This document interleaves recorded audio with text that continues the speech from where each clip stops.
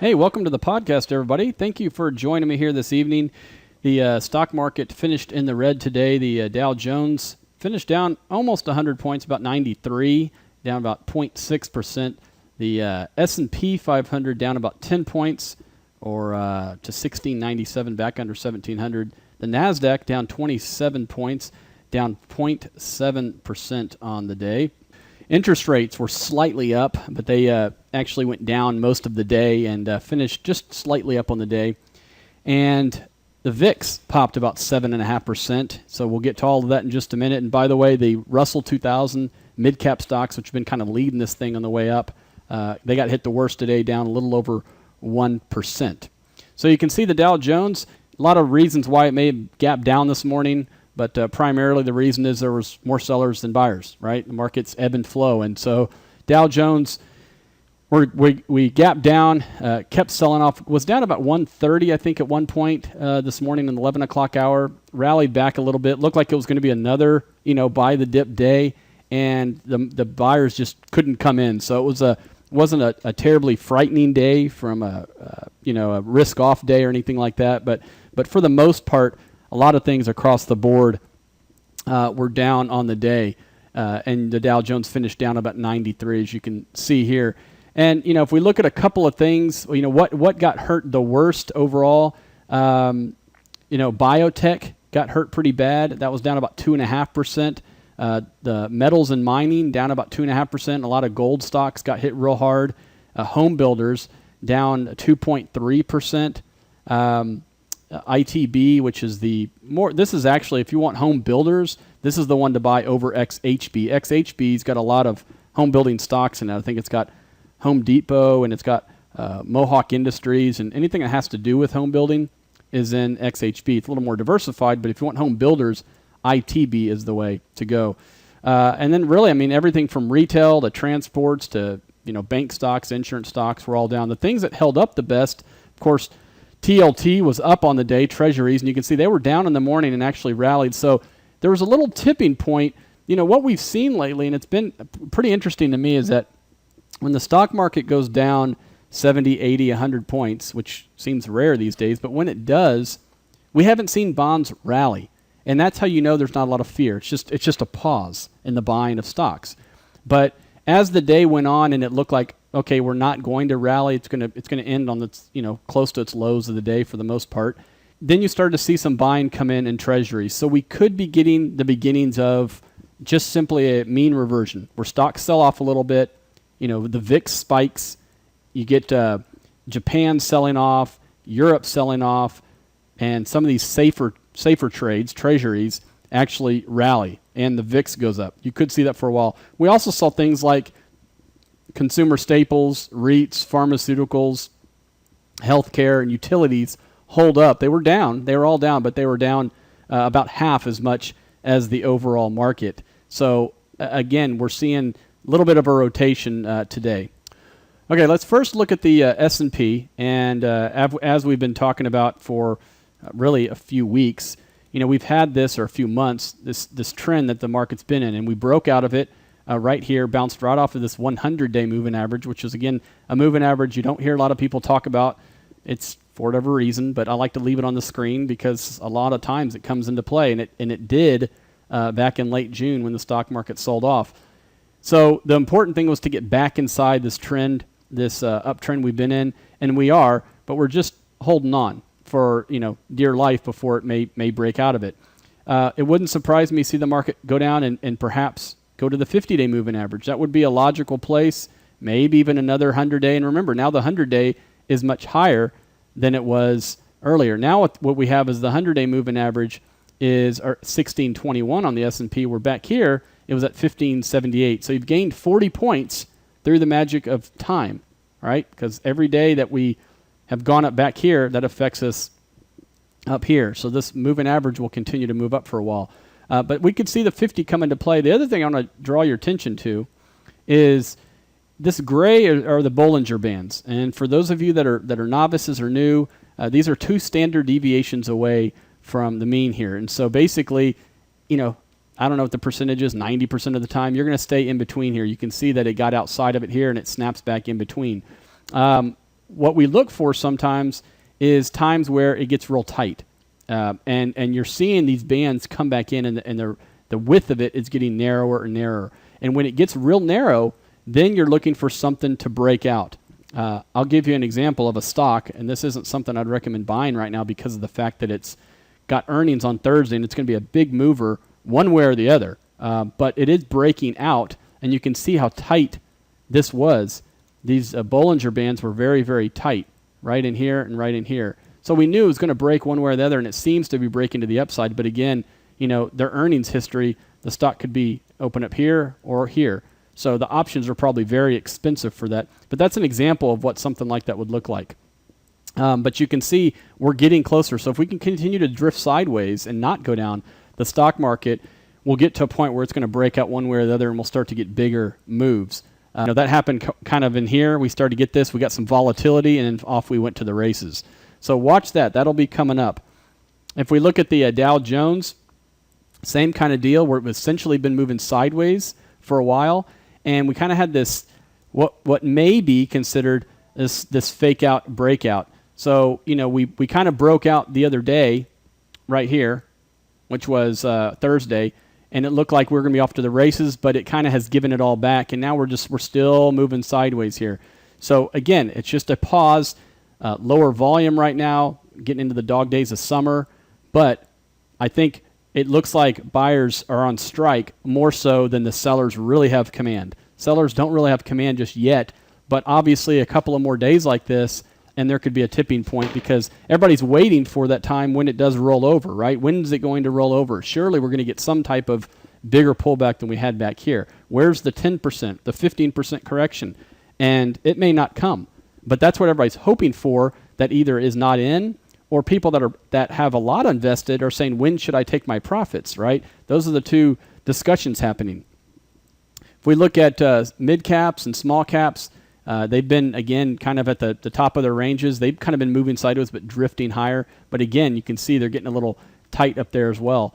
If we skip on over to the volatility index, this is something a lot of you are aware of that, I like to look at how fast this thing is moving up, not necessarily the level, but the level has been a place in the past where we've seen, at least in 2013, complacency has come in right here, here, here, and now here. And what we've had is these spikes, right? These volatility spikes. And that has led to, and I won't bring it up, but it's led to little sell-offs in the stock market. This one was the biggest, about 6.5%. So, being that we're at the lower end of this range, obviously until something changes, and a VIX down at 11 like it was yesterday is pretty low. So that shows people are complacent. So let's see if it spikes back up, we get a sell-off, and then again, if that area holds, let's call it the 20 range, that's your time where maybe you should start looking to add some exposure if you don't have enough exposure or you want more. So again, because the VIX does move opposite of the market, but I like to look at it in a little different way, and we are getting into the complacency stage right now. I think people are becoming very complacent. They're not concerned. There's a lot of indices that track kind of this optimism and complacency and some surveys, and all of those, basically people aren't concerned with anything right now. They may say they're concerned. We've got a government shutdown coming. We've got a budget battle. We've got all these things to worry about that were kind of kicked down the road December 31st of last year coming up, but yet people aren't acting concerned with their money. They're just acting concerned verbally, and you can see it through the VIX being so low. Treasuries, this is TLT, and again, you would expect, regardless of the ultimate direction of this, you would expect a bounce here at some point. I think if we look at interest rates, it's a little easier picture to see. But this is really what we're looking at. We broke out of the uptrend, and now we've been moving sideways. So, if this was a stock, you would say, uh-oh, we've got this double top, right? So this thing's moving sideways. It was moving up. Now it's moving sideways. It's either going to do this or this at some point. And I can tell you, the longer it does this, the better likelihood it's going to do that. And, again, what level can the economy withstand higher interest rates? I think we're already seeing that the home builders have struggled, and, we're seeing mixed data coming out. And even the jobs report last week, 162,000, right? 185 was the estimate.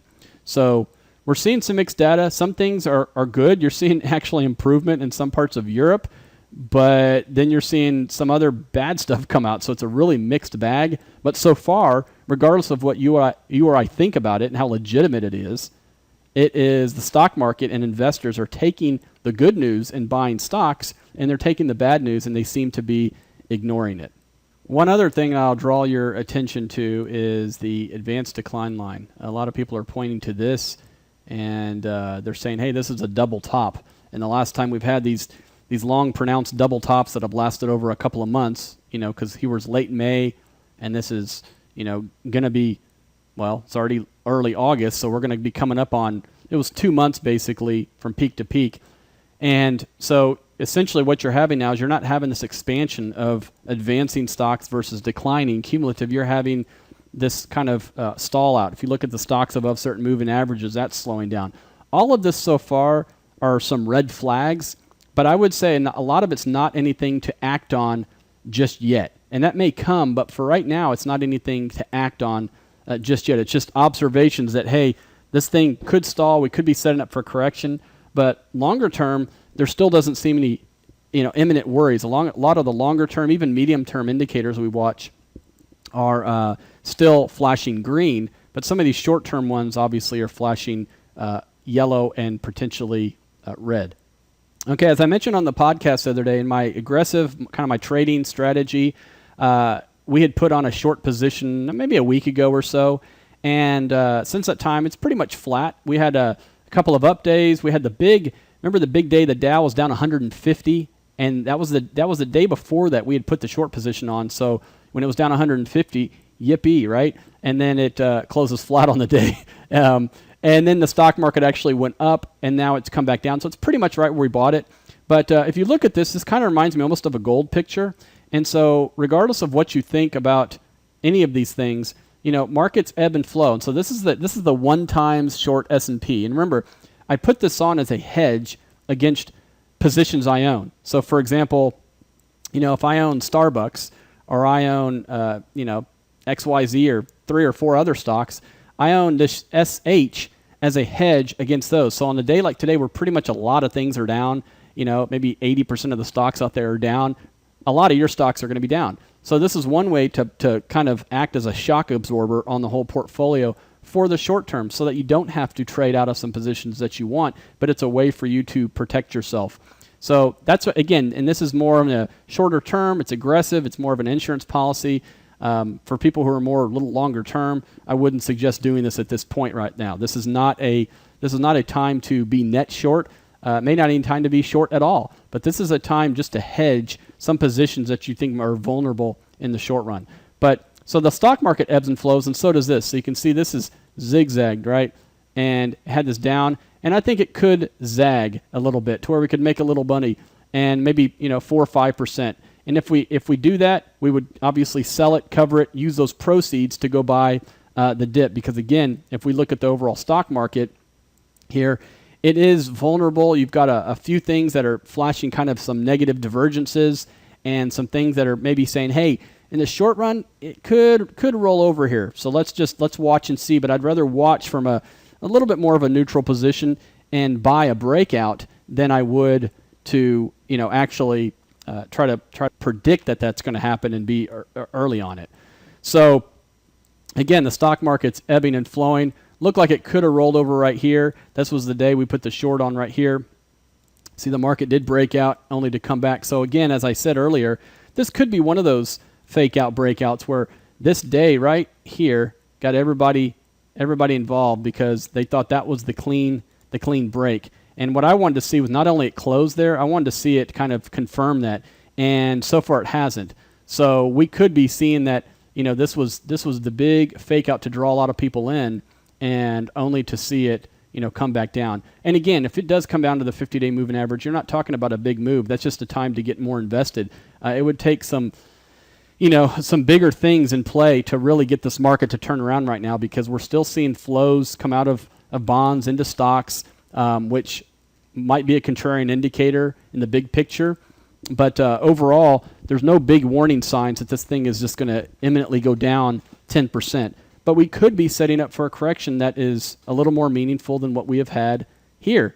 And again, we don't know, but we do know certain spots that we can use some of our capital. And I think the 50-day moving average would be the first spot. Again, if it goes sideways and these Bollinger Bands get really, really tight in here, then you could be looking, as I said with interest rates, the longer this goes on, the better the likelihood is that it's going to go up, not down. Okay, we'll touch on oil and then gold, and then that'll be a wrap. You can see we obviously had that breakout we had talked about. Got up to almost 110. Has had trouble getting back above that old level there and is failing now. So let's see, it's coming back down. It was down to 105 today. So again, the lower it goes, the better it is for us as consumers. If we take a look at gold, it was interesting. You got people like Dennis Gartman who have, supposedly the commodity king, and it's a pretty powerful name. But he was saying right in here that he was super bullish on gold. It's going to go up, a lot, and it hasn't. In fact, they've closed some of his ETFs that he's managed, and I think even he has a risk on and risk off type ETF, and again, I think those closed as well. So hasn't done too well in those. But basically, we mentioned that gold was at an inflection point, not a buy, not a sell. It's at an inflection point where it was going to move one way or the other. And so far, this 50-day moving average has held very, very well. And you can see it didn't even get up to it here. But here it has ridden that 50-day moving average down and is now rolling over. So, could gold rally? I mean, yeah, it could rally, certainly. I don't know if it didn't rally on a day like today, when supposedly there's a little more fear, the VIX went up and treasuries went up. Why, if it didn't rally today, why would it rally at all? So I think what we're looking at for gold is more of the zigzag. It was a big zig and a big zag, and now it could be setting up for a bigger zig and a bigger zag, and until proven otherwise, this thing, watch the 50-day moving average. We had the RSI had pointed out on the blog that it had a change in character, and so it was very important if it could go above the 50, and especially if it could break above that 130 level on the GLD, because this was a line in the sand here, and you can see it got right to it and failed. That's just a classic. So when it couldn't get above there, the shorts came in and said this is an easy short, and you can see it going down. What we needed it to do if you're long is go up, bounce off of that, and then it would be off to the races, and that didn't happen. So the next thing you're looking for, if you're wanting to buy gold, if you own gold, you're wondering where it's going to bottom. Again, this low. What you're looking for is something where it comes down, maybe doesn't even get that low, and starts to turn the corner here and goes up, goes above the 50-day moving average. So now you had it above the 50-day moving average, plus it made a higher low than last time. That's what you would look for in a turn, and I think that turn would look something like what you are seeing with Apple, because Apple made that turn. And the 50-day, all these moving averages started to move sideways. We talked about that back in here, that it looked like it was potentially bottoming. Now it's run up, and we said it on the Twitter the other day that it could tack on some more points and get up to this old high, which it did. It got up to here. Now, from a trading perspective, why wouldn't people take profits at this level, right? You got the 200-day moving average, and it's at the top of this place it's been two extra times, right there. So why wouldn't it come back and rest at some point? Again, what you're looking for now is a higher low than these. So perhaps something down to here, which is this old low, and if it bounced off there, then you may see it start to make, and that's the completion of the U. Not the V, the U. This is not a V stock anymore. It's a U stock. If you want to see a V stock, and it's not one that I own, oh, I wish I did, Tesla, right? This is the new cult stock. This is the stock that you're in it here, hearing stuff about this. Nobody cares about it. My screen says it's got a return on equity of minus 183. That's not the stuff dreams are made of. And it gets this huge run up, right? So time to take profits for 1 day. Then it runs up again. Time to take profits. 3 days. Then it just trickles on up. Goes up. Finally, it has a big old nasty down day right here. And you're saying, okay, now it's going to come back down. I'm going to get it back down here at $75. Nope. Next day it goes right back up, and it's continued up. That is a stock that is not Apple. It doesn't have the same picture, and it's in a totally different phase of its life, if stocks have lives, than Apple is more like the Cokes and Procter and Gamble's and Johnson and Johnson's. That's what it is nowadays, and that's okay. But it's going to attract a different type of investor. As we've said, Tesla is getting the fast money. It's going to be very volatile, but so far it's working, but I wouldn't touch it right now. I do like autos, but I wouldn't touch it right now. By the way, some of these stocks that have been blowing up, take a look at some of these fertilizer stocks. Potash, huge drops. Agrium, big drop. Mosaic, huge drop. So those trades are done and for a while. And now, again, they could be trades for you, but with all the fundamental headlines coming out, you just got to stay away from that kind of stuff right now. All right, that'll wrap it up. Thanks for joining me. Hey, and I put it at the beginning of the podcast. Direct your questions to Karl at eggerscapital.com. We'll answer them on a podcast. Send me your stock symbols. We'll talk about those as well. Or I might just put a stock symbol, a stock up of the as the chart of the day. Or if you want a chart of the day and you want to see something from a fundamental standpoint, let me know. We're always taking requests. Thanks a lot. We'll talk to you soon.